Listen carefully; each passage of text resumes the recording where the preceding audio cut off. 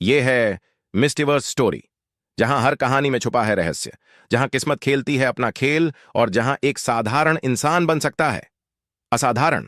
तो तैयार हो जाइए, क्योंकि अब शुरू होती है गरीब से करोड़पति सुपर फाइटर की रहस्यमयी कहानी। जोरा कशिश के केबिन के बाहर पहुंची और नॉक किया। कशिश अंदर बैठे हुई बोली, कम इन। जोरा अंदर गई तो एक अनजान लड़की को अपने सामने खड़े देख कशिश कंफ्यूज होकर बोली, yes ma'am, how can I help you. जोरा ने जो कहा वो सुनकर कशिश हक्की बक्की रह गई। मुझे डायमंड कार्ड चाहिए। आज सुबह ही कशिश का प्रमोशन हुआ था और आज के दिन ही उसे एक डायमंड कार्ड बनवाने वाला आदमी भी मिल गया था। उसकी खुशी का कोई ठिकाना ही नहीं था, क्योंकि हर डायमंड कार्ड का कमीशन बैंक मैनेजर को मिलता था और वह कमीशन कोई छोटा मोटा नहीं होता था। लेकिन पहले ये कंफर्म करना ज़रूरी था कि कस्टमर डायमंड कार्ड के लायक है भी या यही। कशिश मुस्कुराते हुए बोली, ma'am please have a seat. क्या आप अपना बैंक स्टेटमेंट दिखा सकती हैं? कार्ड इशू करने से पहले वह स्टेटमेंट देखना होगा। जोरा ने अपने मोबाइल पर एक डॉक्यूमेंट खोला और फ़ोन कशिश के सामने रख दिया। कशिश ने जब जोरा के अकाउंट में 2000 करोड़ रुपए देखे तो देखती रह गई। जोरा को हुलिया देखकर कोई ये नहीं कह सकता था कि वह इतने पैसे वाली होगी। उसकी एक वजह ये भी थी कि जोरा काफ़ी यंग थी। कशिश मुस्कुराते हुए बोली, थैंक यू मैम, आप मुझे सिर्फ 5 मिनट दीजिए। मैं अभी डॉक्यूमेंट्स लेकर आती हूँ और आपको सारी फॉर्मेलिटीज समझाती हूँ, फिर हम आगे का प्रोसेस फॉलो करेंगे। कशिश की बात सुनकर जोरा सीरियस होकर बोली, प्लीज़, मेरे पास इन सब के लिए ज़्यादा टाइम नहीं है। आप मेरी मीटिंग उस इंसान से करवा दीजिए जिससे मैं आगे की बात कर सकूं। जोरा की ये बात सुनकर कशिश बोली, ठीक है मैम, आइए मैं आपको मिलवाती हूँ। कशिश जोरा को बैंक के वीआईपी रूम में ले गई। आप बस 2 मिनट रुकिए, मैं अपने बॉस को बुला कर लाती हूँ। अपनी बात बोलकर कशिश कमरे से बाहर निकल गई। कुछ ही मिनटों में हंसराज सिंघानिया ने कमरे का दरवाज़ा खोला। जैसे ही उसने जोरा को देखा तो उसके होश उड़ गए। उसे अच्छे से मालूम था कि उसके सामने नाइट फाइटर नंबर 2 खड़ी थी। वह कांपती हुई आवाज़ में बोला, तुम तो जोरा हो ना? तुम यहाँ क्यों आई हो? ये कहकर हंसराज अभय को फ़ोन मिलाने लगा। जोरा बिजली की फुर्ती से हंसराज के पास पहुंची और उसका फ़ोन छीन लिया।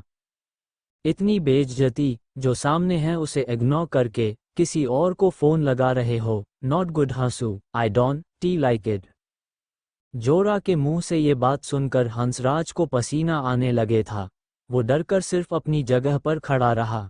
उसे कुछ समझ ही नहीं आ रहा था कि वह क्या करे। तभी जोरा फिर से बोली, आज जो भी बात हमारे बीच होगी वह तुम किसी को नहीं बताओगे, अभय को तो बिल्कुल भी नहीं, समझे? जोरा ने ये बात आंखें दिखाते हुए कही। हंसराज सिंघानिया ने खुद को संभाला और एक फेक स्माइल के साथ बोला, मैं समझ गया जोरा मैम, मैं किसी को भी नहीं बताऊंगा कि आप बैंक आई थी। ये सुनकर जोरा मुकुराते हुए हंसराज सिंघानिया से बोली, आपके बैंक में अभय का अकाउंट कौन हैंडल करता है? हंसराज सिंघानिया ने जल्दी से जवाब दिया, कशिश हैंडल करती है मैम।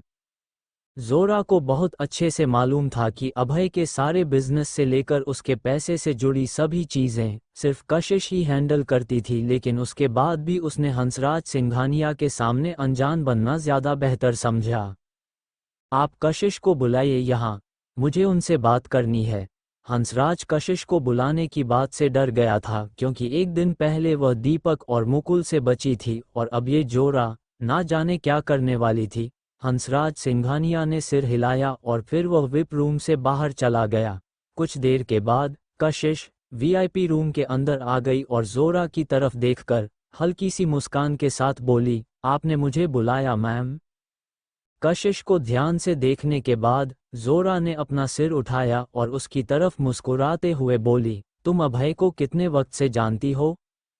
अभय का नाम सुनकर कशिश चौंक गई। बाहर हंसराज का उतरा चेहरा देखकर उसे लगा तो था कि अंदर शायद कोई गड़बड़ है, पर इतनी हाई सिक्योरिटी के होते हुए डरना, उसे ये बात समझ नहीं आई और वह अंदर चली आई थी। पर अभय का नाम सुनकर वह चौंकते हुए बोली, आपको अभय के बारे में कैसे पता है? ये सुनकर जोरा ने झूठ बोलते हुए कहा, मेरी और अभय की मुलाकात दिल्ली में हुई थी। उसने मुझे बताया था कि तुम ही उसके सारे बिजनेस और फाइनेंसेस को मैनेज करती हो। तुम्हारी काफ़ी तारीफ कर रहा था वो। मुझे लगा मुझे तुम्हें ही अपना हैंडलर बनाना चाहिए। ये सुनते ही एक पल में कशिश की सारी टेंशन दूर हो गई। वह बहुत ही गर्व के साथ बोली, जी मैम, अभय सर हमारे डायमंड कार्ड होल्डर है और मुझ पर इतना ट्रस्ट दिखाने के लिए थैंक यू। तो फिर आज से तुम मेरी हेल्प भी करोगी, हर तरह से, है ना? जोरा ने मुस्कुराते हुए कहा तो कशिश को जोरा की बोली हुई बात बिल्कुल भी समझ में नहीं आई। उसने जोरा से सवाल किया, मैं आपकी बात समझी नहीं माम, हेल्प किस सेंस में? कशिश की बात सुनकर उसको चौंकाते हुए जोरा ने अपने जेब से एक डायमंड कार्ड निकाला। जोरा के हाथ में डायमंड कार्ड को देखकर कशिश हैरान होकर बोली, मैम, ये कार्ड तो पूरे इंडिया में सिर्फ 10 लोगों के पास है, क्या उन 10 लोगों में से हैं? हाँ, मैं उन 10 लोगों में से हूँ। कशिश ने अगला सवाल किया, अगर आपके पास ऑलरेडी ये कार्ड था तो आपने नया कार्ड क्यों मांगा? मैं बस तुम्हारा एटीट्यूड चेक कर रही थी। मेरा पहले वाला हैंडलर मुझे खास पसंद नहीं था, लेकिन तुम में कुछ तो बात है, तो अब तुम मेरा अकाउंट हैंडल करोगी, ओके? कशिश को यकीन ही नहीं हो रहा था कि उसे एक और डायमंड कार्ड होल्डर क्लाइंट मिल गया था। अब वह अभय के साथ साथ जोरा को भी मैनेज करेगी। पिछले 24 घंटों में कशिश की लाइफ ने अनएक्सपेक्टेड टर्न्स ले लिए थे। उसे दीपक ने किडनैप किया, अभय ने उसकी जान बचाई, आज सुबह उसे प्रमोशन मिल गई और अभी उसे पता लगा कि वह अब एक और डायमंड कार्ड होल्डर को मैनेज करेगी। कशिश ने जोरा को अपना पर्सनल नंबर दिया, जिससे जोरा अपने मकसद के थोड़ा और करीब पहुंच गई थी। कुछ देर कशिश से बात करने के बाद जोरा बैंक से बाहर निकलकर कार में जाकर बैठ गई। उसके बैठते ही वेरोनिका ने कहा, अब आगे क्या प्लान है? ये सुनकर जोरा ने कहा, अब अभय से मिलने का सही वक्त आ गया है। ये बोलकर जोरा के चेहरे पर हल्की सी मुस्कान आ गई थी। वेरोनिका ने अपनी गाड़ी स्टार्ट की और वो वहां से निकल गए। वहां राघव अपने ऑफिस में बैठा हुआ कुछ फाइल्स देख रहा था। तभी अचानक से उसके ऑफिस के अंदर रॉकी आ गया।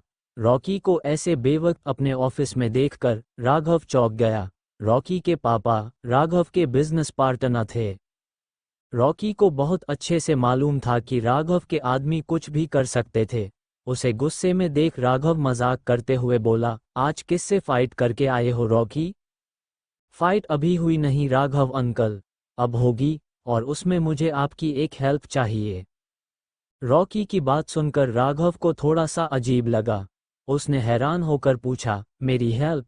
मैं बिजनेस हैंडल करता हूँ रॉकी, टीनेजर्स के झगड़े नहीं। रॉकी गुस्से में बोला, अगर झगड़ा किसी एडल्ट से हो तो?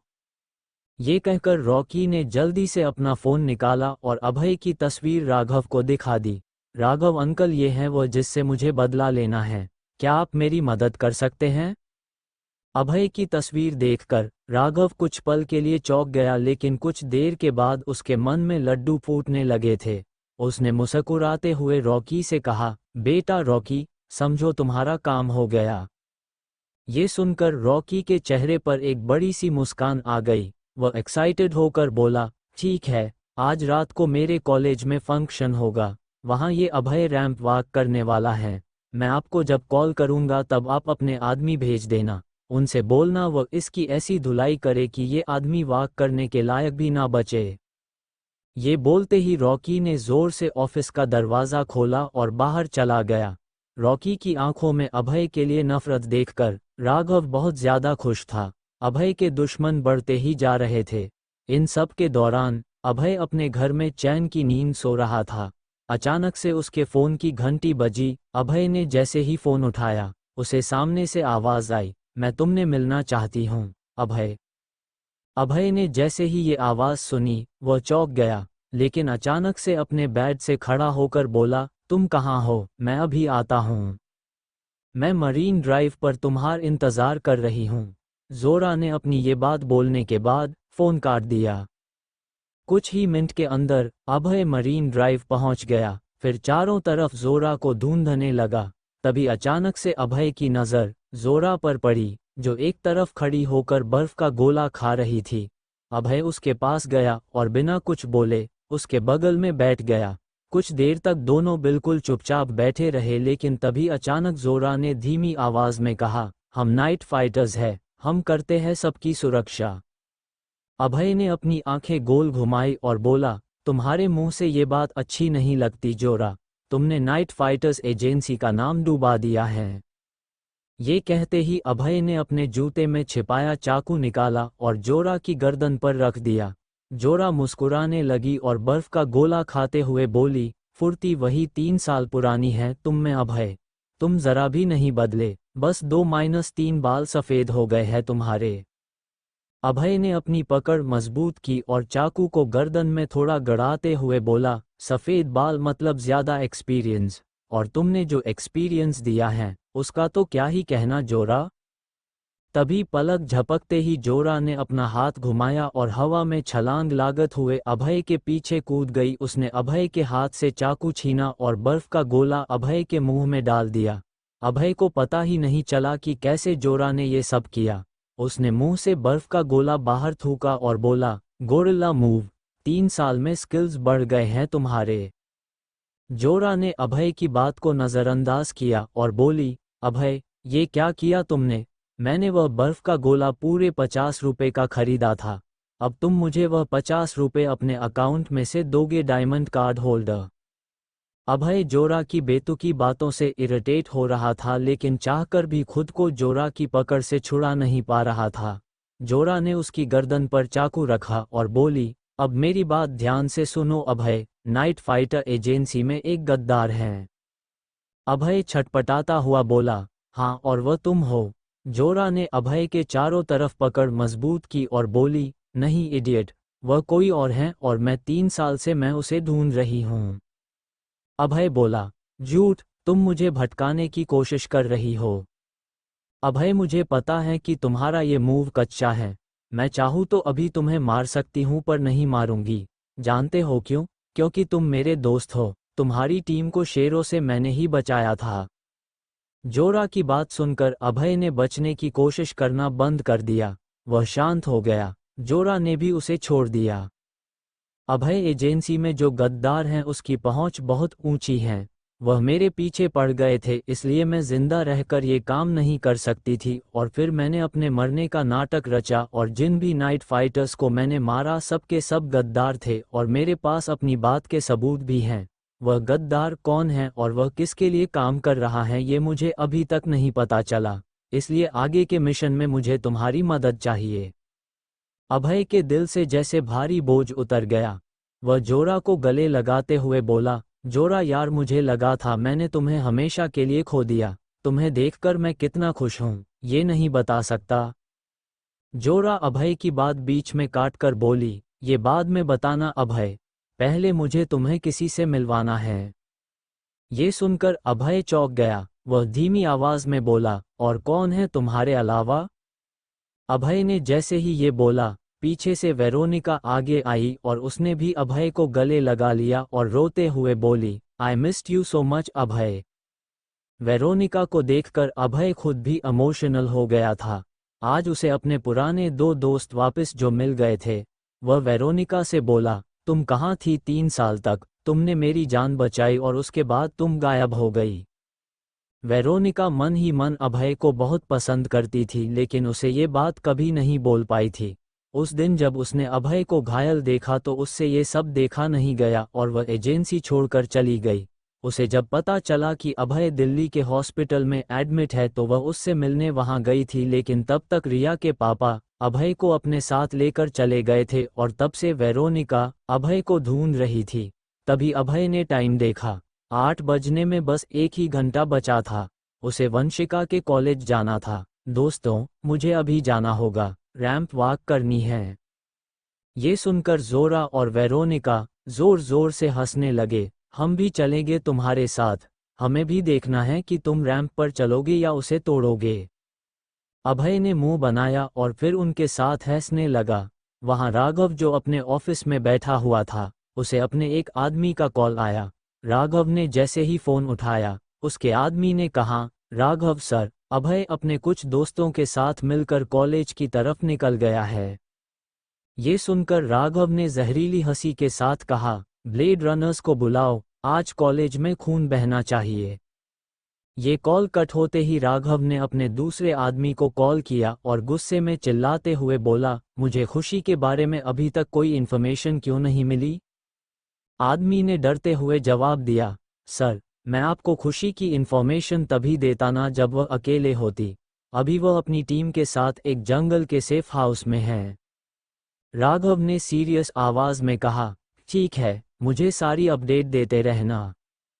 राघव ने कुछ देर सोचा और फिर खुद से बोला, जब वह है तो मुझे खुशी की फिक्र करने की क्या जरूरत है?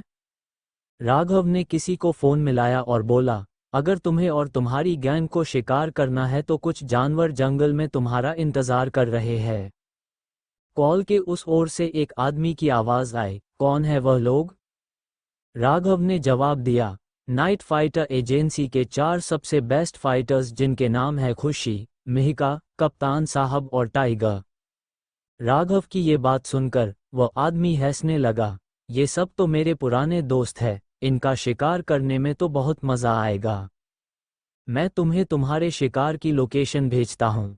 उम्मीद है आज की रात उन चारों नाइट फाइटर्स की आखिरी रात होगी। ये कहकर राघव के चेहरे पर एक जहरीली मुस्कान आ गई। अभय की हार के बारे में सोचकर वह बहुत खुश हो रहा था।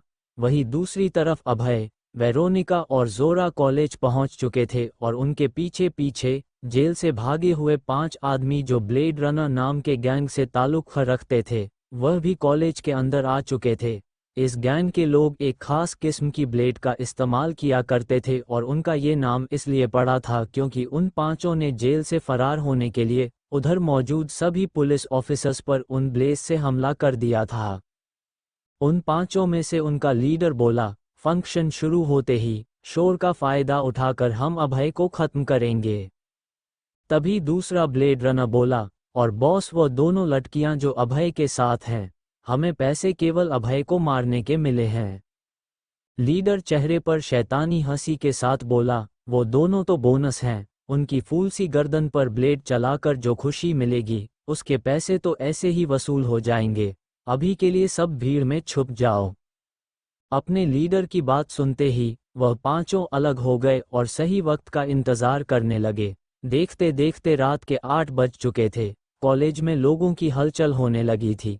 जब रैंप वॉक का नंबर आया तो भीड़ को देखकर अभय नर्वस होने लगा। वंशिका और पलक ने अभय के लिए एक डार्क ग्रीन कलर का 3 पीस सूट सेलेक्ट किया था, जिसमें अभय बहुत ही कमाल का लग रहा था। जब वह ये कपड़े पहनकर बाहर निकला था तो वंशिका और पलक उससे अपनी नजरें नहीं हटा पा रहे थे और साथ ही दूसरे स्टूडेंट्स के मॉडल्स भी अभय को देखकर नर्वस हो गए थे। वंशिका पलक के कान में बोली, यार Abhay sir is so handsome and smart, जो भी लड़की इनकी गर्लफ्रेंड बनेगी वह कितनी लकी होगी। पलक ने जवाब दिया, सोच क्या रही है, कर दे प्रोपोज, वरना मैं कर दूंगी। इन्हें देख रही हैं कितना नर्वस हो रहे हैं, प्रोपोज कर दिया तो रैंप वॉक छोड़कर ना भाग जाए कहीं। वंशिका की बात ये सुनकर पलक हंसने लगी। अभय ने दोनों को खुसपुस बात करते सुना तो कंफ्यूजन में उन्हें देखने लगा। ये देखकर दोनों चुप हो गए। तभी अभय बोला, मैं कैसा लग रहा हूँ, कहीं रैंप पर जाकर मेरी इंसल्ट तो नहीं हो जाएगी? वंशिका ने मुस्कुराते हुए कहा, सर, आज कॉलेज की लड़कियां आपकी दीवानी होने वाली है, 4-5 तो शायद बेहोश होकर गिर जाएगी, मुझे लग रहा है एम्बुलेंस बुला लेनी चाहिए। और दोनों फिर से हंसने लगी। ये सुनकर अभय इरिटेट होकर बोला, तुम दोनों को इस वक्त मजाक सूझ रहा है, मुझे लाइफ में पहली बार डर लग रहा है। पलक ने अपने हाथ से दूसरे मॉडल्स की तरफ इशारा किया और बोली, सर उन सबको देखिए, सब आपको देख रहे हैं, सबको ऑलरेडी पता है कि आप ही जीतेंगे। चेहरा तो देखिए सबका, मेकअप से भी उनके चेहरे की उड़ती हवाइयां छिपाए नहीं छिप रही। अभय ने जब इधर उधर देखा तो वाकई सब उसे ही देख रहे थे। ये देखकर अभय मुस्कुरा दिया। वंशिका और पलक ने अभय को गुड लक विश किया और वह फिर बैक स्टेज पहुंच गया। तभी स्टेज पर खड़ी एक लड़की ने अनाउंसमेंट करते हुए बोला, guys please be seated, show कुछ ही पल में शुरू होने वाला है। ये सुनकर अभय की धड़कन जोर जोर से धड़कने लगी। धीरे धीरे सारे मॉडल स्टेज पर जाने लगे। अभय को तालियों की आवाज़ सुनाई दे रही थी। जैसे जैसे अभय की बारी नज़दीक आती जा रही थी वैसे वैसे अभय की बेचैनी भी बढ़ती जा रही थी। तभी उसका नाम अनाउंस हुआ। उसने गहरी सांस भरी और कॉन्फिडेंटली रैंप पर चला गया। वह जैसे ही स्टेज पर पहुंचा, सबकी निगाहें अभय पर ही टिक गई। अभय इतना स्मार्ट लग रहा था कि उधर मौजूद सभी लड़कियों के दिल में उसने एक ही सेकंड के अंदर जगह बना ली थी। स्टेज से अभय की नज़र वेरोनिका और जोरा पर पड़ी जो जोर जोर से उसका नाम लेकर तालियां बजा रही थी। अभय की नज़र उन पर पड़ी तो वह भी मुस्कुरा पड़ा और दोनों को हाथ हिलाकर हाय किया। अभय अपनी वॉक करके फिर से बैक स्टेज पहुंच गया। वंशिका और पलक ने खुशी के मारे उसे हग कर लिया। आपने तो कमाल कर दिया सर, बिना बात इतना नर्वस हो रहे थे। अभय मुस्कुराया और चेंज करने के लिए चेंजिंग रूम में चला गया। वहां अभय को एहसास हुआ कि पर्दे के पीछे कोई आदमी छिपा है। अभय उसकी परछाई देख पा रहा था। अभय स्टूडेंट्स को डराना नहीं चाहता था, इसलिए बिना हलचल किए वहां से निकल गया। अटैक का प्लान फेल हो गया। अब उसे बाहर निकलकर अभय पर अटैक करना था, लेकिन काफी ढूंढने पर भी उन पांचों को अभय नहीं मिला। लीडर गुस्से में बोला, कब तक छिपेगा अभय, तुझे बाहर आना ही पड़ेगा। फिर एक ही मिनट के बाद अचानक से पूरे कॉलेज की लाइट चली गई। वहां अंधेरा छा गया। पूरे कॉलेज में हलचल मच चुकी थी। कॉलेज स्टूडेंट्स मजे के लिए चिल्लाने लगे थे। तभी अचानक से सबको स्टेज की तरफ से एक आवाज सुनाई दी, बचाओ। जैसे ही लाइट वापस आई और सबने स्टेज की तरफ देखा तो सब डर गए, क्योंकि ब्लेड रनर के 5 आदमियों ने कॉलेज के कुछ टीचर्स और स्टूडेंट्स की गर्दन पर अपने ब्लेड्स रखे हुए थे। ठीक उसी वक्त ब्लेड रनर के एक आदमी ने सबको चिल्लाते हुए कहा, अभय, तुम कहाँ छुपे हो? अभी स्टेज पर आ जाओ, नहीं तो मेरे आदमी इन मासूम टीचर्स और स्टूडेंट्स को खत्म कर देंगे। ये सुनकर अभय जो बैक स्टेज था, उसके पास अब कोई रास्ता नहीं बचा था। मासूम लोगों की जान खतरे में थी। उसने वेरोनिका को एक मैसेज किया और फिर भागते हुए स्टेज पर जाकर खड़ा हो गया। स्टेज के कुछ ही दूरी पर वेरोनिका और जोरा भी खड़े थे। इन पांचों को तो अभी के अभी उड़ा देती हूँ, ये कहकर जोरा जैसे ही अपनी बंदूक निकालने लगी, वेरोनिका ने उसे रोक लिया और कॉलेज के लोगों की तरफ इशारा करते हुए कहा, इतने सारे स्टूडेंट्स के साथ रिस्क नहीं ले सकते। अभय ने मैसेज भेजा है, ये देखो। मैसेज पढ़कर जोरा मुस्कुराने लगी, जैसे को तैसा, चलो। वो दोनों वहां से चली गई। अभय को देखकर ब्लेड रनर गैंग का लीडर बोला, तुझे बुलाना तो बहुत आसान निकला। अभय कोई जवाब देता तभी अचानक से फिर से कॉलेज की लाइट चली गई। अभय ने मैसेज में वेरोनिका से यही कहा था, वेरोनिका 30 सेकंड के बाद लाइट ऑन कर देना। वेरोनिका को लाइट रूम छोड़कर जोरा अभय की मदद के लिए भागी। लाइट जाते ही कॉलेज में फिर से शोर मच गया।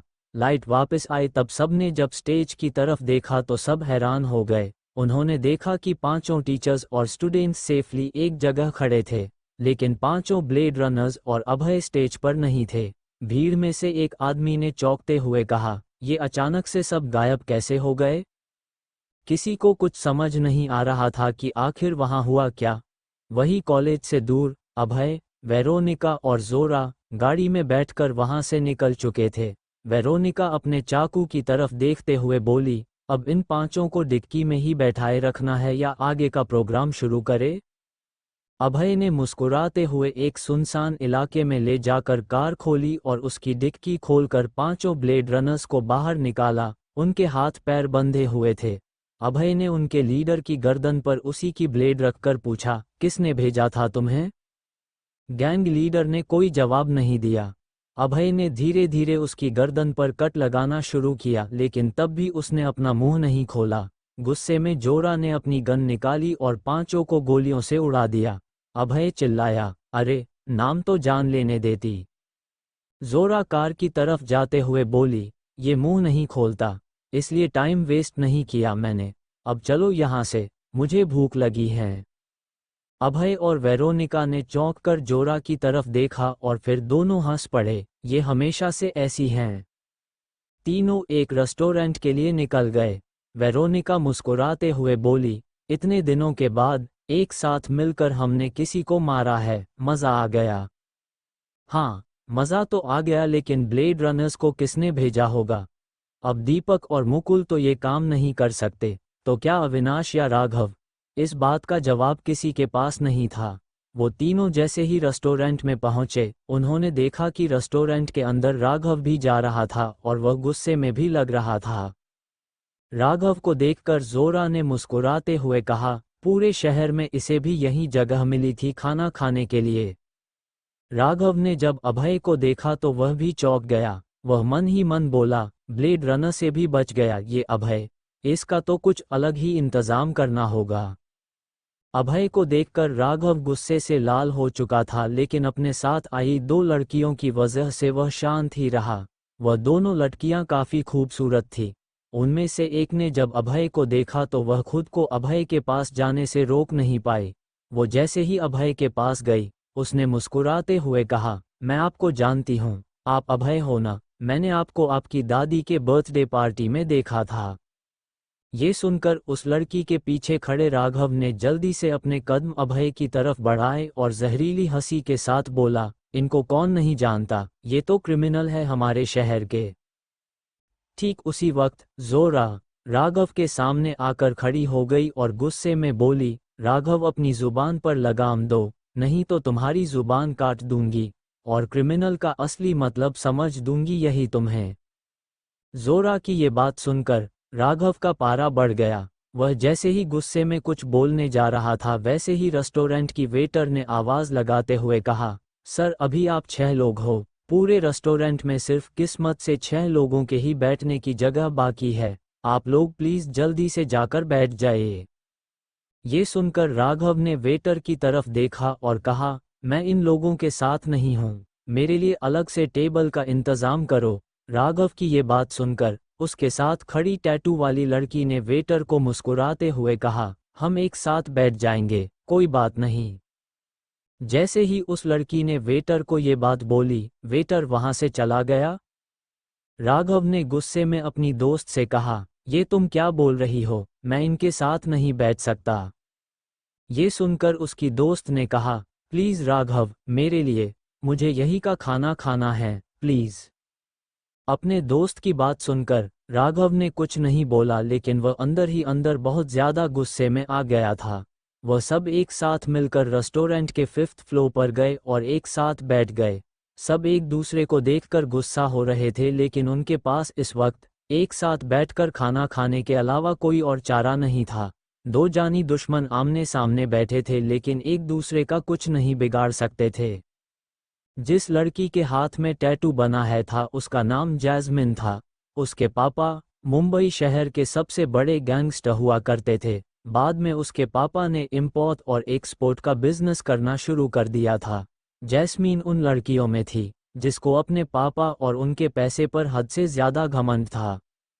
जैस्मीन ने अभय की तरफ दोबारा देखा और फिर मुस्कुराते हुए बोली, तुम कितने स्मार्ट और हैंडसम हो, क्या तुम मेरे साथ एक रात बिताना चाहोगे? मैं तुम्हारी जिंदगी बदल दूंगी। ये सुनकर अभय चौंक गया। उसे यकीन ही नहीं हो रहा था कि जैस्मीन ने उससे ये सवाल पूछा था। वही राघव को जैसे कट लग गया था। उसके साथ आई लड़की उसके दुश्मन पर लाइन मार रही थी। अभय जोरा और वेरोनिका की तरफ देखने लगा। अचानक से जोरा हंसने लगी। वह जैस्मीन की तरफ देखकर बोली, ये तुमने गलत आदमी से सवाल किया है। अभय तुम्हारे साथ कभी भी डेट पर नहीं जाएगा, तुम उसके टाइप की नहीं हो। जोरा की ये बात सुनकर जैस्मीन को गुस्सा आ गया। वह गुस्से में जोर से चिल्लाते हुए वेटर की तरफ देखकर बोली, वेटर, वेटर, कहाँ मर सबके सब। जैस्मीन की तेज आवाज सुनकर उधर मौजूद सारे वेटर्स डर गए। उन्हें अच्छे से मालूम था कि जैस्मीन कौन है और वह किसकी बेटी थी।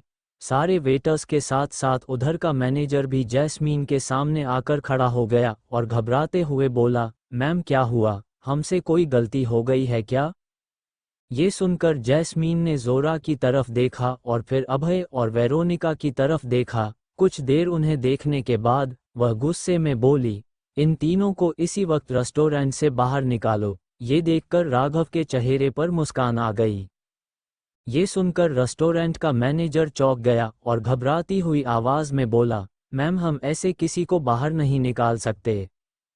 ये सुनकर जैस्मीन ने गुस्से में कहा, अगर तुम ये काम नहीं कर सकते तो अपनी नौकरी खोने के लिए तैयार हो जाओ। जैस्मीन का साथ देते हुए राघव जोर से चिल्लाते हुए बोला, ये सारे लोग क्रिमिनल्स हैं, अब क्या यहाँ गेस्ट्स को खाना खाते हुए भी अपनी जान की फिक्र करनी होगी।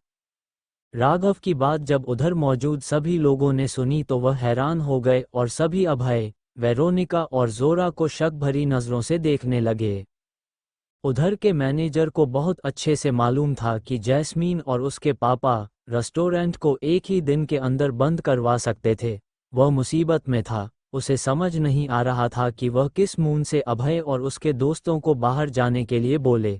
ठीक उसी वक्त राघव ने बहुत ही धीमी आवाज में अभय को कहा, अभय, अगर तुम्हारी जगह मैं होता तो मैं कब का बाहर निकल जाता, लेकिन तुम तो बेशर्मों की तरह यहीं बैठे हुए हो। अचानक से उधर एक आवाज गूंजी, ये सब क्या हो रहा है यहाँ? आवाज सुनकर जब सबने मुड़कर देखा तो उन्हें सामने रेस्टोरेंट का ओनर खड़ा हुआ नजर आया। रेस्टोरेंट का ओनर सीधा अपने वेटर के सामने खड़ा हो गया और उसने बड़े ही प्यार से कहा, इतना शोर क्यों हो रहा है यहाँ पर? अपने बॉस की बात सुनकर वेटर ने कहा, सर, जैस्मीन मैम चाहती है कि ये तीनों रेस्टोरेंट के बाहर निकाल दिए जाए। ये सुनकर रेस्टोरेंट के ओनर ने जैस्मीन की तरफ देखा और मुस्कुराते हुए कहा, ma'am, you know it is impossible, मुझे माफ कीजिए पर मैं इनको बाहर निकल नहीं सकता। ये सुनकर जैस्मीन चौंक गई और गुस्से में बोली, कोई बात नहीं, अब देखो मैं क्या करती हूँ। ये बोलते ही जैस्मीन ने अपना फ़ोन निकाला और अपने पापा को कॉल कर दिया। ठीक उसी वक्त राघव ने रेस्टोरेंट के ओनर का कॉलर पकड़ लिया और गुस्से में बोला, तेरी हिम्मत कैसे हुई जैस्मीन को ना बोलने की, जान प्यारी नहीं है तुझे अपनी? अचानक से रेस्टोरेंट के ओनर ने राघव को एक जोरदार थप्पड़ मार दिया और गुस्से में बोला, आज तो मेरा कॉलर पकड़ लिया है तूने, आगे से मेरे नज़दीक आने की भी मत सोचना। ये सब देखकर उधर मौजूद सभी लोग हैरान खड़े थे। किसी को कुछ भी नहीं समझ में आ रहा था कि आगे क्या होगा। जैस्मीन फ़ोन पर बात करने के बाद सीधा अभय के सामने खड़ी हुई और बोली, मेरे आदमी आ रहे हैं तुम्हारे दोस्त को सबक सिखाने के लिए, और ये रेस्टोरेंट का ओनर तो आज गया काम से।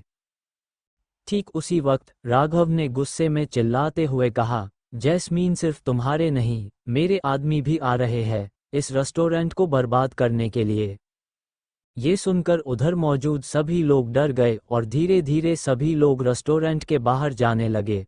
अभय, वेरोनिका और जोरा अपनी जगह पर खड़े रहे। सबको बाहर जाता हुआ देखकर जोरा ने कहा, अब हम क्या करें? जोरा की बात सुनकर अभय ने मुस्कुराते हुए कहा, शो पूरा देखकर चलेंगे। ये सुनकर जोरा के चेहरे पर हंसी आ गई। वो सब अपनी सीट पर चुपचाप बैठ गए, जिसको देखकर रेस्टोरेंट के मैनेजर्स और वेटर्स हैरान थे। वहीं दूसरी तरफ जंगल के अंदर नाइट फाइटर की टीम एक साथ मिलकर खाना खा रही थी। अचानक से उनके घर पर किसी ने खटखटाया। दरवाजे की आवाज सुनकर सभी लोग चौंकन्ने हो गए। तभी कप्तान साहब ने कहा, तुम सब बैठो, मैं देखता हूं कि कौन आया है। कप्तान साहब अपनी कुर्सी से उठे और अपनी बंदूक को हाथ में लेकर दरवाजे की तरफ जाने लगे। उन्होंने जैसे ही दरवाज़ा खोला वह चौंक गए क्योंकि उनके सामने उर्वशी खड़ी थी। कप्तान साहब ने उर्वशी को देखते हुए कहा, तुम यहाँ क्या कर रही हो उर्वशी? उर्वशी को देखते ही कप्तान साहब ने अपनी बंदूक तान ली। आज इसकी ज़रूरत नहीं पड़ेगी कप्तान साहब, उर्वशी ने मुस्कुराकर कहा। तो कप्तान साहब रौब भरी आवाज़ में बोले, क्यों आई हो यहाँ उर्वशी? मुझे आप लोगों को एक राज की बात बतानी है। उर्वशी की बात सुनकर कप्तान साहब ने अपनी बंदूक नीचे कर ली और हाथ का इशारा करके उर्वशी को अंदर आने को कहा। घर में मौजूद सभी नाइट फाइटर्स उर्वशी को देखकर चौंक गए थे। मिहिका उस पर अटैक करती उससे पहले कप्तान साहब बोले, मिहिका काम डाउन, कोई कुछ नहीं करेगा, पहले सुन लो ये क्या बोलना चाहती हैं।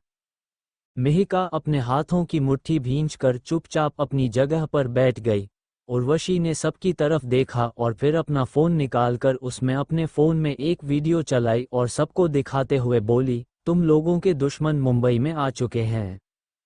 मिहिका, खुशी, टाइगर और कप्तान साहब बड़े ही ध्यान से वीडियो देखने लगे और तभी अचानक से खुशी ने घबराते हुए कहा, ये तो रेड कार्ड किलर्स है, ये मुंबई में क्या कर रहे हैं? इन्हें राघव ने बुलाया है तुम सबको मारने के लिए। उर्वशी ने ये कहा तो मिहिका सीरियस होकर बोली, और तुम हमें ये बात क्यों बता रही हो? ये सुनकर उर्वशी के चेहरे पर मुस्कान आ गई। मैं तुम लोगों की तरफ अपनी दोस्ती का हाथ बढ़ा रही हूँ मिहिका। ये सुनकर टाइगर जोर जोर से हंसने लगा। जो औरत केवल धोखा देना जानती है वह दोस्ती की बात कर रही है। व्हाट अ जोक, दोस्ती के बहाने हमें मारने का प्लान है। टाइगर को हंसता देख उर्वशी चिढ़ गई थी। तुम लोगों को मारने के लिए मुझे कोई ढोंग रचने की जरूरत नहीं है। मैं वाकई में तुम लोगों को मदद करना चाहती हूँ। मुझे अच्छे से मालूम है उर्वशी कि तुम हमारी मदद क्यों करना चाहती हो। मेरी बात अपने दिमाग में अच्छे से बैठा लो। तुम कितना ही अच्छा बनने का नाटक कर लो, अभय तुमसे कभी शादी नहीं करेगा। मिहिका ने गुस्से में कहा तो उर्वशी आग बबूला हो उठी। अगर यही बात है तो तुम याद रखना मिहिका, मैं अभय से शादी करके ही रहूंगी, फिर चाहे तुम्हें मेरी मदद एक्सेप्ट नहीं करनी है तो मत करो, सब भाड़ में जाओ। उर्वशी की ये बात सुनकर उधर मौजूद सभी लोगों में सन्नाटा छा गया और तभी अचानक से उनको एक आवाज सुनाई दी, तुम अभय से कभी शादी नहीं कर सकती, अभय सिर्फ और सिर्फ मेरा है। ये आवाज रिया की थी, जो अपने कमरे से छुपकर सारी बातें सुन रही थी। उर्वशी ने जब रिया को देखा तो वह हंसते हुए बोली, तुम तो अभय की एक्स वाइफ हो ना, जिसने अभय को धोखा दिया था। तुम्हें किसने हक दिया है मुझे ये बात बोलने का? अब तो खुद अभय ने तुम्हें अपनी जिंदगी से दूर कर दिया है। इससे पहले रिया कुछ और बोलती, कप्तान साहब गुस्से में बोले, रिया, तुम्हें मैंने कितनी बार कहा है कि जब कोई यहाँ आएगा तो तुम और तुम्हारा परिवार बाहर नहीं निकलेगा, जाओ यहाँ से। कप्तान साहब को गुस्से में देखकर रिया की हिम्मत ही नहीं हुई कुछ बोलने की। वह चुपचाप कमरे के अंदर चली गई। मिहिका उर्वशी को देखकर बोली, तुम भी जा सकती हो। उर्वशी जैसे ही घर के दरवाजे के पास पहुंची, वह रुकी और फिर बोली, तुम लोगों को प्यार की भाषा समझ नहीं आती। अब रेड कार्ड किलर्स से तुम्हें कोई नहीं बचा सकता। उर्वशी घर के बाहर चली गई और सबके दिल और दिमाग में हलचल मचा गई। वहीं दूसरी तरफ अभय, जोरा, वेरोनिका और रेस्टोरेंट का ऑनर एक साथ बैठे हुए थे। रेस्टोरेंट के अंदर से सभी लोग चले गए थे। राघव और जैस्मीन दूसरी तरफ बैठे हुए थे। ठीक उसी वक्त जैस्मीन को उसके पापा का फोन आया। जैस्मीन ने जैसे ही फोन उठाया, उसके पापा ने गुस्से में कहा, जैस्मीन बेटा, तुम रेस्टोरेंट से अभी के अभी बाहर आ जाओ। मेरा कोई भी आदमी वहां नहीं आएगा और राघव को भी समझा दो कि वह अपने आदमियों को रेस्टोरेंट में आने से मना कर दे। इस मैटर को मैं अपने तरीके से हैंडल कर लूंगा। ये सुनकर जैस्मीन हैरान रह गई। वह बोली, पर पापा। इससे पहले जैस्मीन आगे कुछ भी बोलती, उसके पापा ने उसे बीच में रोकते हुए कहा, जैस्मिन, तुम्हें मैंने जो बोला है तुम वह बात मानो। ये बोलकर जैस्मीन के पापा ने फोन काट दिया। जैस्मीन ने राघव को धीमी आवाज में कहा, हमें यहाँ से निकलना चाहिए, मेरे पापा का फोन आया है, उन्होंने बोला है कि अब अभय के साथ जो करना है वह करेंगे। राघव ये सुनकर हैरान था, लेकिन अच्छे से जानता था कि जैस्मीन के पापा अपने दुश्मनों को मरवाने से पहले एक पल के लिए भी नहीं सोचते। अब तो अभय की बैंड बजनी तय थी। वो दोनों किसी से बिना कुछ कहे रेस्टोरेंट के बाहर चले गए। अभय और बाकी लोगों को कुछ समझ नहीं आया। वह लोग भी बाहर निकलने लगे। तभी अभय रेस्टोरेंट के ओनर से बोला, आपको इन लोगों से पंगा नहीं लेना चाहिए था। ये लोग भले ही अभी यहाँ से चले गए हैं, लेकिन बाद में कुछ ना कुछ ज़रूर करेंगे। आप अपना ध्यान रखिएगा और ज़रूरत हो तो मुझे बुला लीजिएगा। तभी रेस्टोरेंट ओनर अपनी कुर्सी से उठा और उसने अभय और जोरा को सैल्यूट किया। अभय उनको सैल्यूट करते देख हैरान था। रेस्टोरेंट का ओनर मुस्कुराते हुए बोला, अभय सर, मेरा नाम दिलावर सिंह है। मैं पहले नाइट फाइटर एजेंसी में ही काम करता था। आप लोगों ने शायद मुझे पहचाना नहीं। आप लोगों को तो मैं गलती से भी बाहर नहीं निकाल सकता था। आपको मेरी कभी भी कोई मदद चाहिए होगी तो प्लीज़ मुझे ज़रूर बताइएगा। भले ही एजेंसी छोड़ दी है, लेकिन फ़ाइट अभी भी उतनी ही अच्छे से कर सकता हूँ। अभय ने दिलावर सिंह को थैंक्स कहा और तीनों से वहां से निकल पड़े। अभय जब अपनी बिल्डिंग के नज़दीक पहुंचा तो उसने देखा कि उसके घर के सामने बहुत सारी लग्जरी गाड़ियां खड़ी हुई थी। गाड़ियों के बाहर बहुत सारे आदमी काले सूट पहने खड़े हुए थे। अभय जैसे ही अपने घर के अंदर गया वह चौंक गया। उसने अपनी आंखों के सामने देखा कि घर के अंदर एक 60 साल का आदमी कोट पैंट पहने हुए बैठा था। वह आदमी कोई और नहीं बल्कि जैस्मीन के पापा रंजीत ठाकुर थे। जैसे ही रंजीत ठाकुर ने देखा कि घर के अंदर अभय आ गया, वह अपनी कुर्सी से जल्दी से उठा और अभय की तरफ देखते हुए मुस्कुरा कर बोला, तो तुम हो अभय? अभय कंफ्यूजन में बोला, मैंने आपको पहचाना नहीं। रंजीत ठाकुर हंसते हुए बोला, मैं जैस्मीन का फादर हूँ। रंजीत ठाकुर नाम तो सुना होगा। ये सुनकर अभय को अब सारा माजरा समझ आ गया था। इसीलिए राघव और जस्मिन बिना कुछ कहे रेस्टोरेंट से चले गए थे। इससे पहले अभय कुछ भी बोलता, रंजीत ठाकुर ने मुस्कुराते हुए दोबारा कहा, अभय, मुझे तुमसे अकेले में बात करनी है, तुम जरा बाहर आना। अपनी बात बोलते ही रंजीत ठाकुर घर के बाहर चला गया। अभय भी रंजीत ठाकुर के पीछे चल पड़ा। तुमने मेरी बेटी के साथ बदतमीजी करके बहुत बड़ी गलती की है अभय। अगर तुम उससे माफ़ी मांग लोगे तो ये मैटर मैं यही ख़त्म कर दूंगा। अभय गुस्से में बोला, अगर ये बात आप ये जानते हुए बोल रहे हैं कि गलती आपकी बेटी की थी तो फिर तो ये मैटर आज ख़त्म नहीं होगा। अभय की ये बात सुनकर रंजीत ठाकुर बेहद गुस्सा से भर गया। तो फिर मुंबई में तुम्हें एक और दुश्मन मुबारक हो अभय। बस एक बात याद रखना, मैं बाकी दुश्मनों की तरह नहीं हूँ, तुम पछताओगे। ये बोलकर रंजीत ठाकुर वहां से निकल गया। अभय वापस अपने घर के अंदर गया तो उसके पापा बोले, अभय ये तो रंजीत ठाकुर थे ना, मैंने इनके बारे में बहुत पढ़ा है न्यूज़पेपर में, ये तुम्हें कैसे जानते हैं बेटा? अभय बोला, इनके साथ एक पार्टनरशिप हुई है पापा, अब काम थोड़ा बढ़ जाएगा पर मैं मैनेज कर लूँगा। तभी अभय की मम्मी बोली, भगवान करे तू इसी तरह तरक्की करता रहे। कल तेरे ताऊजी और उनका बेटा हमारे घर आ रहे हैं, कह रहे थे तेरी कंपनी से जुड़ी बात ही करनी है उन्हें। अभय जानता था कि उसके खानदान में ऐसा कोई नहीं था जो बिना किसी मतलब के कुछ करता हो। ना जाने ताऊजी और उनका बेटा अभय से क्या चाहते हैं। यहाँ अभय की लाइफ में हर पल कोई नया दुश्मन एंट्री ले रहा था और वहाँ जंगल के बीच में 100 से ज्यादा रेड कार्ड किलर्स अपने हाथों में अलग अलग हथियार लेकर एक जगह पर खड़े हुए थे। उनके सामने उनका लीडर खड़ा होकर जोर से चिल्लाते हुए बोला, आज हम सब एक साथ सिर्फ एक मकसद के लिए इकट्ठा हुए हैं और वह मकसद है नाइट फाइटर एजेंसी के लोगों को खत्म करना। आज की रात जंगल में नाइट फाइटर्स के लिए आखिरी रात होनी चाहिए। सभी रेड कार्ड किलर्स उनके घर की तरफ निकल पड़े, लेकिन कुछ देर के बाद जब वह उनके घर के नज़दीक पहुंचे तो चौंक गए क्योंकि चारों नाइट फाइटर्स पहले से ही फाइट करने के लिए तैयार खड़े थे।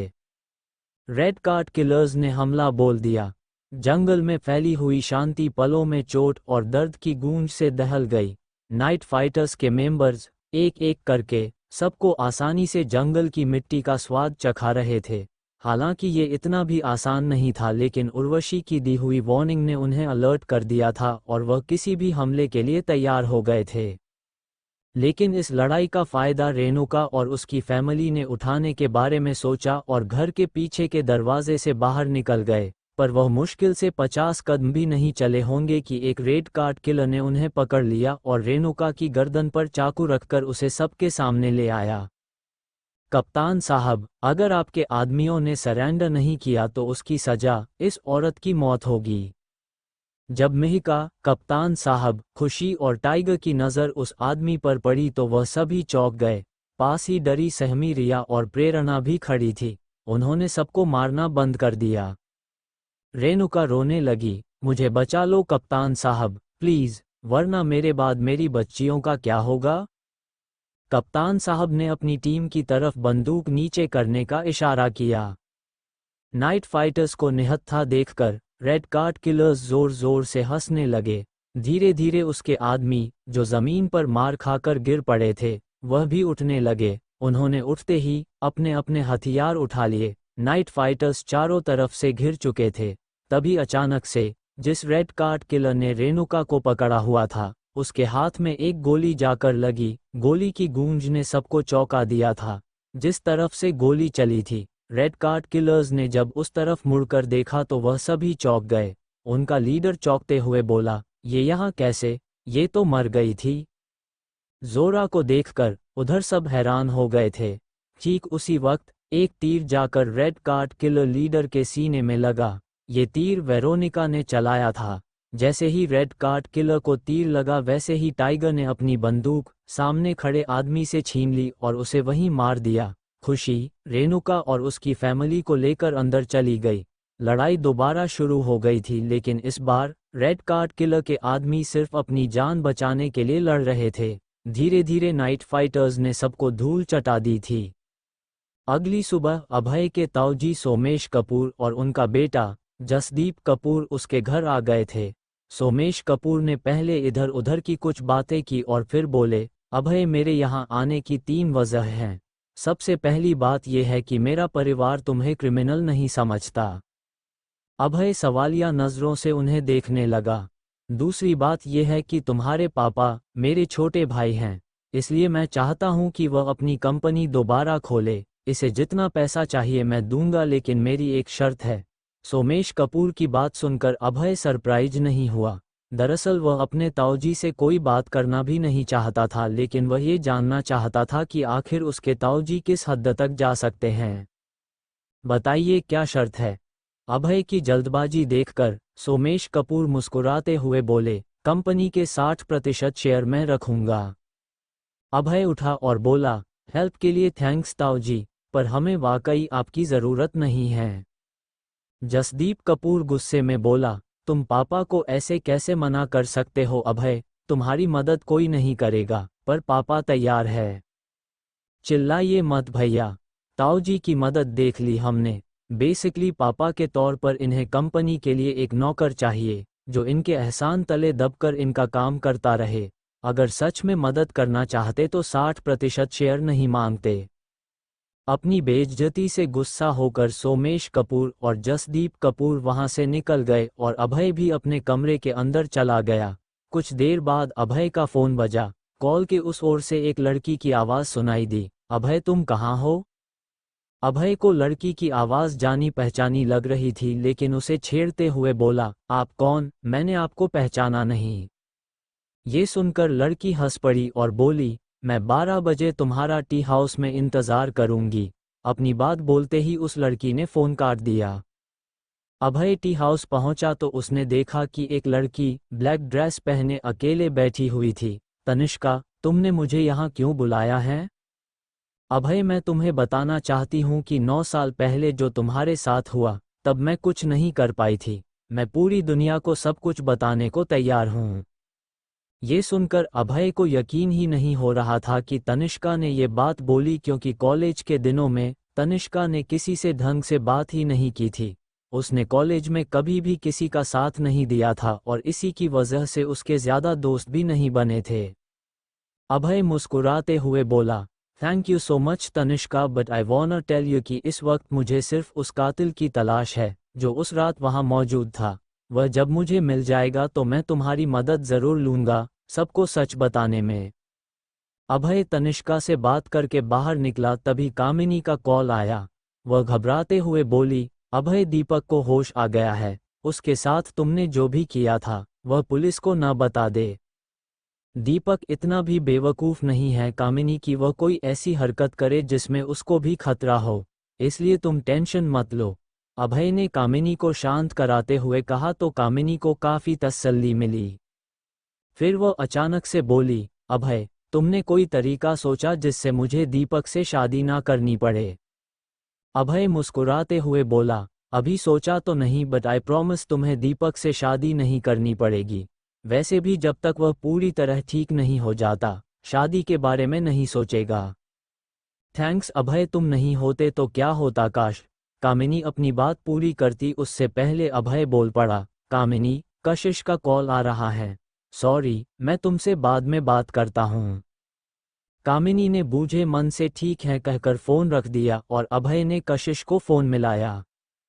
हाय अभय, सॉरी मैं लास्ट मिनट पूछ रही हूँ, पर क्या तुम एक घंटे बाद मेरे साथ एंटीक आइटम्स की एक एग्जीबिशन में चल सकते हो? कशिश, मुझे इन सब चीज़ों में ज़्यादा इंटरेस्ट नहीं है, मैं वहाँ बोर हो जाऊंगा। अभय की बात सुनकर कशिश रिक्वेस्ट करते हुए बोली, प्लीज़ अभय, अगर तुम नहीं गए तो एक ऐसे आदमी के साथ जाना पड़ेगा जो मुझे बिल्कुल पसंद नहीं है, प्लीज़ चलो ना। कशिश ने रिक्वेस्ट की तो अभय मना नहीं कर पाया। अभय तैयार होकर बिल्डिंग से बाहर निकला और एग्जीबिशन के लिए निकल गया। एग्जीबिशन शहर के एक बड़े नामी गिरामी ओबरॉय होटल में थी। पार्किंग में ही अभय को कशिश मिली और दोनों अंदर जाने लगे। ठीक उसी वक्त कशिश और अभय के सामने मुंबई शहर का सबसे बड़ा एंटीक आइटम्स का डीलर विकास आकर खड़ा हो गया। विकास को देखकर कशिश की भौं तन गई। विकास नाराज होते हुए बोला, कशिश, मैंने तुमसे कहा था कि आज तुम मेरे साथ इधर आना, लेकिन तुमने मेरी जगह इस आदमी को चुना। कशिश ने विकास की बात का कोई जवाब नहीं दिया तो विकास ने एक शैतानी मुस्कुराहट के साथ कहा, चलो कोई बात नहीं, तुम्हें अगर किसी भी चीज़ की ज़रूरत हो तो मुझे बताना देना। I will by it for you, क्योंकि इस आदमी की औकात तो मुझे एक स्कूटर खरीदने की भी नहीं लग रही, और फिर एग्जीबिशन के बाद हम डिनर पर जा सकते हैं। कशिश को इस बात पर गुस्सा आने लगा था। अभय विकास की बातों से समझ गया था कि ये वही आदमी है जिसके बारे में कशिश ने बताया था, इसलिए कशिश कुछ बोलती उससे पहले अभय बोल पड़ा, क्या तुम मुझे भी मेरी पसंद की चीज़ दिला दोगे? उसके बाद मैं तुम्हारे साथ डिनर पर चलने के लिए तैयार हूँ। ये सुनकर कशिश को हंसी आ गई। अपनी इंसल्ट होते देख विकास ने गुस्से में कहा, ज़्यादा स्मार्ट बनने की ज़रूरत नहीं है अभय, मैं अच्छे से जानता हूँ कि 9 साल पहले तुम मर्डर के इल्ज़ाम में जेल जा चुके हो, इसलिए तुम कशिश से दूर ही रहो। आगे चलकर मुझे उसको अपनी वाइफ बनाना है, मेरे बीच में आओगे तो कहीं के नहीं रहोगे। विकास की ये बात सुनकर अभय को हल्की सी मुस्कान आ गई। वह बिना जवाब दिए होटल के अंदर चला गया। वह जैसे ही इवेंट हॉल में पहुंचा, वह चौंक गया क्योंकि उसकी आंखों के सामने जैस्मीन, राघव और रंजीत ठाकुर खड़े थे। जैस्मीन ने जैसे ही अभय को देखा तो वह गुस्से से भर गई और अपने पापा को बोली, पापा, वह देखो, अभय भी इधर आया है। जैसे ही सबने अभय का नाम सुना, राघव की निगाहें कुछ देर के लिए उस पर टिक गई। उसको देखकर जैस्मीन और राघव चिढ़ गए थे और उनका गुस्सा भी बढ़ रहा था। दोनों को गुस्से में देखकर रंजीत ठाकुर ने सबको कहा, इस वक्त कोई कुछ भी नहीं बोलेगा अभय को, वह यहाँ पर मेहमान है। तुम्हें अपनी इज्जत अगर प्यारी नहीं है तो ही जाकर उससे लड़ो। अपने पापा की बात सुनकर जैस्मीन ने कहा, आज नहीं तो कल इसको इसकी औकात न बताई मैंने तो मेरा नाम जैस्मीन नहीं। अचानक से पूरे हॉल में एक आवाज गूंजी, एंटीक आइटम की नीलामी शुरू होने वाली है, everyone please sit on your respective seats. जैसे ही रंजीत ठाकुर ने ये सुना, वह राघव और जैस्मीन की तरफ देखकर बोला, चलो अपनी जगह पर बैठते हैं। ये बोलकर रंजीत ठाकुर अभय को देखते हुए सीट पर जाकर बैठ गया। उनके साथ जैस्मीन और राघव भी बैठ गए थे। अभय भी कशिश के साथ बैठ गया। अभय को कशिश के चेहरे पर एक्साइटमेंट साफ साफ दिख रही थी। तभी कशिश ने बड़ी सी मुस्कान के साथ कहा, मुझे लगता है कि इस बार बहुत ही लाजवाब एंटीक्स देखने को मिलेंगे। I am really excited. ठीक उसी वक्त उसके पीछे बैठे विकास ने कशिश से कहा, कशिश, याद है ना मैंने तुमसे बाहर जो कहा था, तुम्हें जो भी पसंद आएगा मुझे बता देना, पैसों की परवाह मत करना।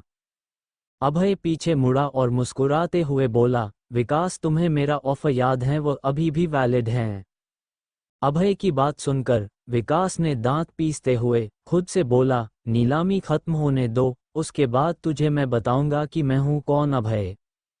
तभी स्टेज पर खड़ी लड़की ने मुस्कुराते हुए कहा, हेलो एवरीवन, मेरा नाम रितिका है और मैं इस ऑक्शन में आप सबका स्वागत करती हूं। So let us start the auction. Antique items की नीलामी शुरू हो चुकी थी। रितिका ने अपने हाथ में एक लकड़ी का हथौड़ा लिया, फिर सबकी तरफ देखकर मुस्कुराते हुए कहा, इस इवेंट की शुरुआत हम एक खूबसूरत पेंटिंग से करेंगे जिसको एक महान पेंटर ने कभी किसी को बेचा नहीं, बट लकीली उनकी डेथ के बाद ये हमारे बीच में है। इसकी स्टार्टिंग प्राइस 1.5 करोड़ है। अभय ने जब पेंटिंग पर नज़र डाली तो उसका मुंह खुला का खुला रह गया। वह सच में बहुत ही ज़्यादा सुंदर पेंटिंग थी। कशिश ने पेंटिंग को देखकर कहा, ये बहुत महंगी बिकेगी, देखना। तभी पीछे से विकास ने अभय का मजाक उड़ाते हुए कहा, क्या तुम्हारी औकात है इस पेंटिंग को खरीदने की? ये सुनकर अभय ने विकास की तरफ देखा और उसका मजाक उड़ाते हुए कहा, एंटीक आइटम तो तुम हो यार, किसी पुराने टेप रिकॉर्डर की तरह एक ही बात बार बार रिपीट करते हो, स्टेज पर तो तुम्हें बैठाना चाहिए। अभय की ये बात सुनकर कशिश को हंसी छूट गई। कशिश और अभय को हंसते हुए देखकर विकास का चेहरा गुस्से से थोड़ा लाल हो गया। ठीक उसी वक्त कशिश ने कहा, अभय ये पेंटिंग को ध्यान से देखो, इसे बनने के लिए जरूर पेंटर ने महीने भर काम किया होगा। तुम्हें ये पसंद है? अभय ने पूछा। अभय, मुझे एंटीक आइटम्स और पेंटिंग को कलेक्ट करना बहुत पसंद है, लेकिन ये पेंटिंग बहुत महंगी है। मैं वो चीज़ खरीदना पसंद करूंगी जो मेरे बजट में हो। ये सुनकर विकास ने फिर से कहा, कशिश, अगर तुम मेरे साथ रहने के लिए तैयार हो जाओ तो मैं तुम्हारे लिए ये पेंटिंग खरीद सकता हूँ। नहीं थैंक यू, कशिश ने धीमी आवाज में कहा। अचानक से पूरे हॉल में एक आवाज गूंजी, मैं इस पेंटिंग के 2 करोड़ दूंगा।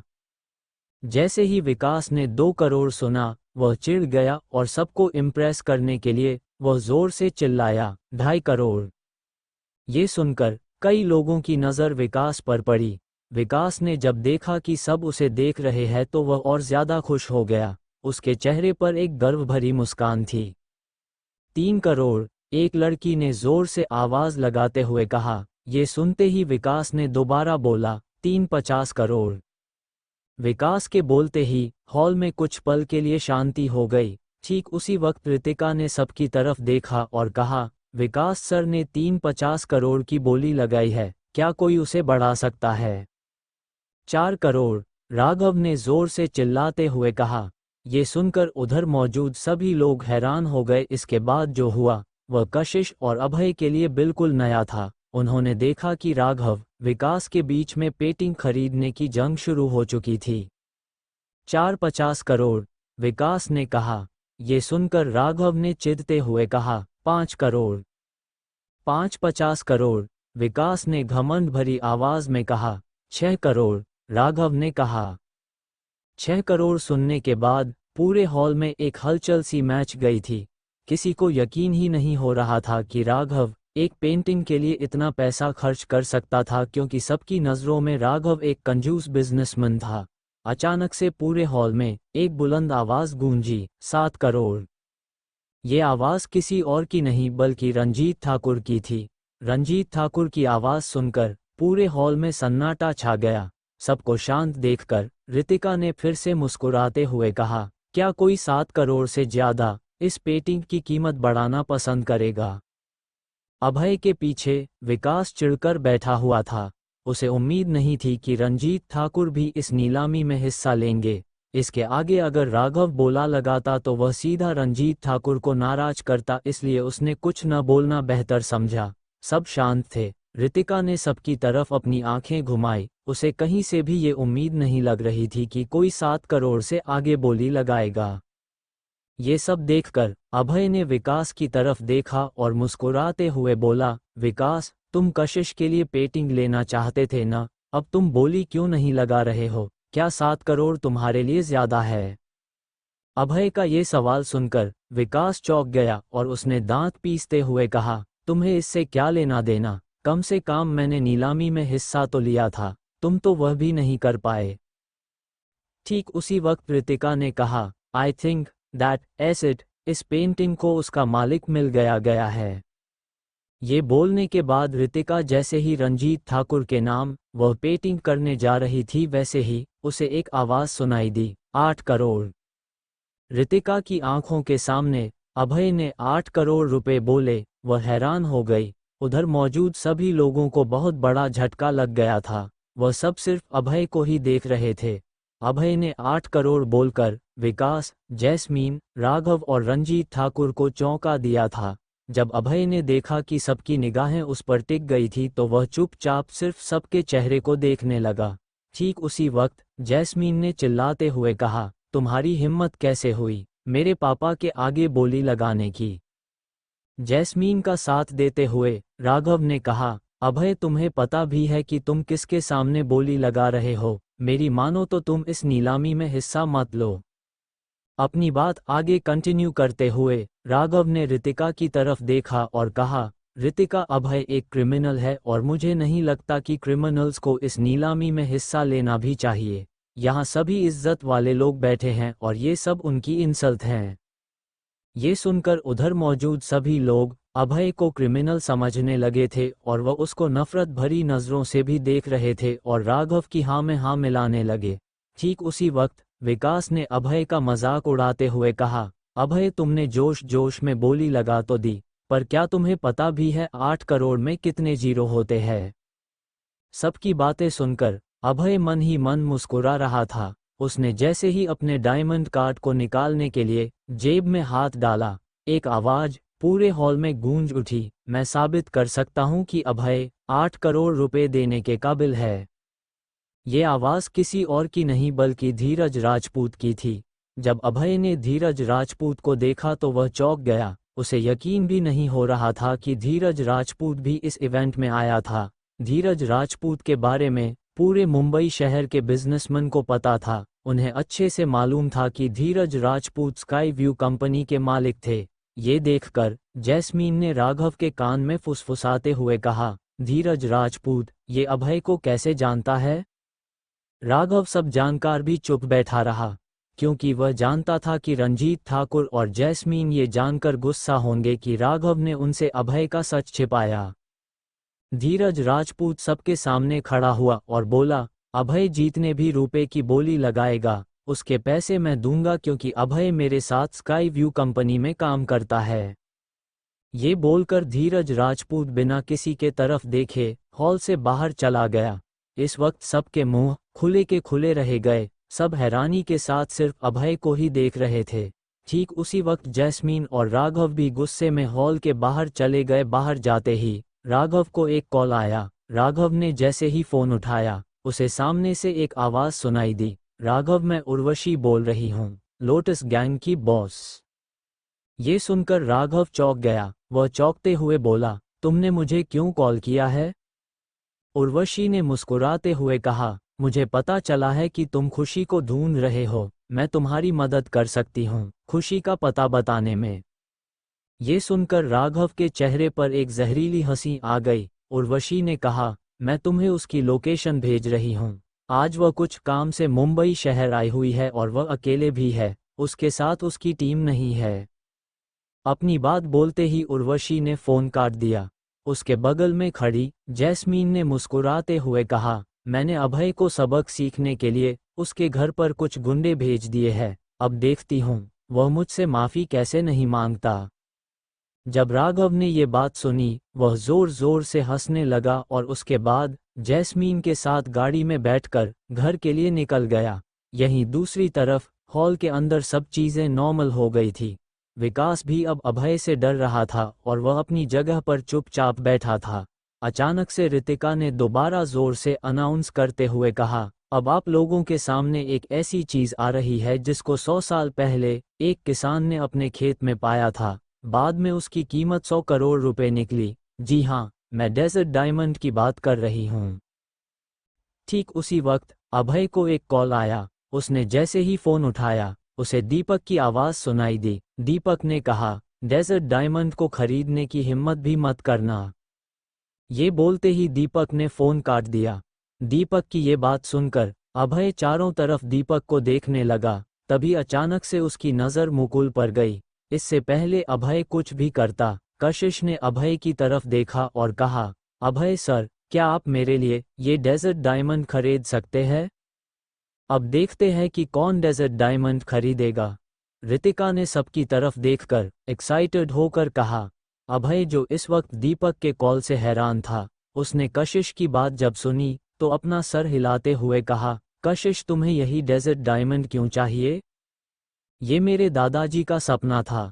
वह इसे खरीदना चाहते थे लेकिन उनके पास कभी इतने पैसे ही नहीं रहे। वह तो अब इस दुनिया में नहीं है। इसलिए मैं ये उनके लिए खरीदना चाहती हूँ, कशिश ने मुस्कुराते हुए कहा। अभय ने जैसे ही कशिश की बात सुनी, वह मुस्कुराते हुए बोला, तो फिर ठीक है, तुम अब ये समझो कि ये डेजर्ट डायमंड तुम्हारा है। ये सुनकर कशिश की खुशी का कोई ठिकाना नहीं था। वह सबके सामने हॉल में खुशी में कूदना चाहती थी, लेकिन उसने किसी तरीके से खुद को कंट्रोल किया और अपनी कुर्सी पर बैठी रही। मैं धीरे धीरे तुम्हारे सारे पैसे लौटा दूंगी, कशिश की बात सुनकर अभय हंसते हुए बोला। आई नो, पर मैं तुमसे पैसे नहीं लूंगा। कुछ दिन पहले मेरी वजह से तुम खतरे में थी, तो तुम इसे मेरा सॉरी समझो। अभय की ये बात सुनकर कशिश का चेहरा ब्लश करने लगा था। तभी उसे रितिका की आवाज दोबारा सुनाई दी। रितिका ने मुस्कुराते हुए सबकी तरफ देखकर कहा, ladies and gentleman, desert diamond की नीलामी का वक्त आ चुका है। रितिका की ये बात सुनकर उधर मौजूद सभी लोग शांत थे। कोई भी ऐसा नहीं था जो 100 करोड़ अपनी जेब से निकालना चाहता था। कुछ देर के लिए पूरे हॉल में शांति थी। किसी ने भी कुछ नहीं कहा। अचानक से एक आवाज पूरे हॉल में गूंजी, 100 करोड़, मैं ये डेजर्ट डायमंड लेना चाहूंगा। ये आवाज किसी और की नहीं बल्कि अभय की था। सबकी निगाहें अभय पर टिक गई थी। कशिश भी हैरानी भरी नजरों से अभय को देख रही थी। अभय की आवाज सुनकर रितिका ने अभय की तरफ देखा और मुस्कुराते हुए बोली, लगता है इस ऑक्शन का सारा सामान आप ही खरीद लेंगे। ठीक उसी वक्त दीपक का अभय को दोबारा कॉल आया। अभय, मैंने तुमसे रिक्वेस्ट की थी, वह डायमंड मेरे लिए बहुत ज़रूरी था, पर तुम नहीं माने। अब इसका अंजाम अच्छा नहीं होगा। अपनी बात बोलते ही दीपक ने फ़ोन काट दिया। अभय के दिमाग में दीपक को लेकर कुछ सवाल थे कि आखिर वह डेजर्ट डायमंड उसके लिए इतना ज़रूरी क्यों था। नीलामी खत्म हो जाने के बाद अभय और कशिश होटल की एग्जिट पॉइंट की तरफ जाने लगे। चलते चलते अचानक से कशिश ने अभय को HUGG कर लिया और कहा, thank you so much Abhay, I love you. ये सुनकर अभय भौचक्का रह गया। वह कशिश को कुछ जवाब देता उससे पहले रंजीत ठाकुर वहां आ गए। वो अपना हाथ अभय के कंधे पर रखते हुए बोले, बेटा उड़ना बंद कर दो। जितनी जल्दी इंसान ऊपर जाता है, उससे 100 गुना स्पीड से नीचे गिरता है। रंजीत ठाकुर की बात सुनकर अभय ने मुस्कुराते हुए कहा, इतने इम्पोर्टेंट लेसन के लिए थैंक यू मिस्टर ठाकुर। लगता है आप काफ़ी एक्सपीरियंस्ड हैं। मैंने सुना था आपके बिजनेस फेल होने के बारे में आपने शायद किसी हाई कोर्ट के जज को रिश्वत देने की कोशिश की थी। फिर जो हुआ वह तो सब जानते हैं। पर उसके बाद उस जज के साथ क्या हुआ वह कोई नहीं जानता। पर मैं तुम्हें बताता हूँ, मैंने उस जज और उसकी पूरी फैमिली को जहर देकर मरवा दिया था। पर आज तक सबको लगता है उन सब ने सुसाइड किया था। और फिर आज मेरा बिजनेस कितनी कंट्रीज में एक्सपैंड हो चुका है, वह तो तुम जानते ही होगे। अभय ये सुनकर हैरान था, लेकिन रंजीत ठाकुर जैसे गैंगस्टर से और कुछ उम्मीद भी नहीं की जा सकती थी। अभय देख पा रहा था कि कशिश ये सब सुनकर कितना डर रही थी, इसलिए वह रंजीत ठाकुर की बात का ध्यान न देते हुए होटल से बाहर निकल गया। कशिश अपनी गाड़ी में बैठकर अपने घर चली गई और कशिश के जाते ही अभय होटल से बहुत दूर सड़क के किनारे चलने लगा। अचानक से 4-5 लोग उसके पास आए और उसे चारों तरफ से घेर लिया। उसी समय अभय को अपनी पीठ पर एक तेज चाकू दबा हुआ महसूस हुआ। ठीक उसी वक्त उसे एक आवाज आई, ज्यादा होशियारी मत करना, चल हमारे साथ बिना शोर किए। ठीक उसी वक्त एक काले रंग की गाड़ी उधर आकर रुक गई। तभी एक आदमी ने अभय को गुस्से में कहा, चलो गाड़ी में बैठो। अभय अपने इस दुश्मन से मिलना चाहता था, इसलिए बिना कुछ बोले गाड़ी के अंदर बैठ गया। गाड़ी चलने लगी। अभय सिर्फ उन 5 आदमियों को देख रहा था जो उसके सामने बैठे हुए थे। अभय ने अचानक से मुस्कुराते हुए सवाल किया, किस गैंग से हो?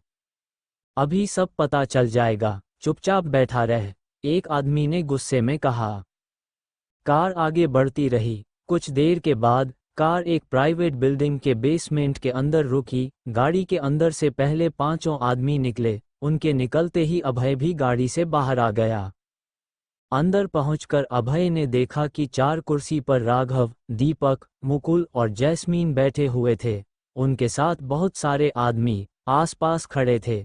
सबके हाथों में बेसबॉल बैट, स्टील पाइप और जंजीर थी। अभय ने सबकी ओर देखा और कहा, कितना सस्पेंस क्रिएट करते हो यार तुम लोग, नाम बोलकर बुलाते तो भी आ जाता। तुम मेरी गर्लफ्रेंड तो हो नहीं जो तुम्हें देखकर सरप्राइज हो जाऊंगा। अभय की बात सुनकर दीपक ने गुस्से में चिल्लाते हुए कहा, इतने लोगों के बीच घिरा हुआ है लेकिन उसके बाद भी अकड़ दिखा रहा है। अभय, तुम्हारे लिए भलाई इसी में होगी कि तुम अभी घुटनों के बाल बैठकर हमसे माफी मांगी लो। ये सुनकर अभय गुस्से में बोला, अगर इधर किसी के पास इतनी ताकत है कि वह मुझे घुटनों के बाल बैठा सकता है तो आ जाओ, एक एक हाथ हो जाए। ये सुनकर उधर मौजूद सभी लोग दंग रह गए। उन्हें यकीन नहीं हो रहा था कि उनके ही अड्डे पर आकर किसी ने इतनी अकड़ से बात की थी। जैस्मीन गुस्से में अपनी सीट से उठ गई और अभय के सामने खड़ी हो गई और बोली, मुझे पता था तुम इतना आसानी से नहीं मानोगे, इसलिए तुम्हारे लिए एक गिफ्ट है, जरा रुको। ये बोलते ही जैस्मीन ने अपने जेब से फ़ोन निकाला और अपने एक आदमी को फ़ोन मिलाया और फ़ोन का लाउडस्पीकर ऑन कर दिया। तुम लोग कितने मिनट में अभय के घर पहुंचने वाले हो? कॉल के दूसरी ओर से एक आदमी की आवाज़ आई, मैम सिर्फ 5 मिनट। ये सुनकर अभय ज़ोर ज़ोर से हंसने लगा। उसको हंसता हुआ देखकर सब हैरान थे। अभय ने जैस्मीन की तरफ देखा और कहा, अपने आदमी से बोलो कि मेरे घर से दूर चला जाए, नहीं तो वह सब मर जाएंगे। ये सुनकर जैस्मीन चौंक गई और बोली, क्या कहा तुमने? वह मर जाएंगे? तुम्हारा दिमाग खराब हो गया है क्या? तुम यहाँ रहकर क्या ही कर लोगे?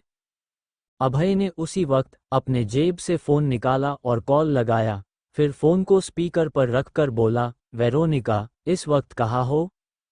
ये सुनकर वेरोनिका मुस्कुराते हुए बोली, अभय, तुम भूल गए, मैं कल से तुम्हारे घर के नीचे वाले फ्लैट में रहने लगी हूँ।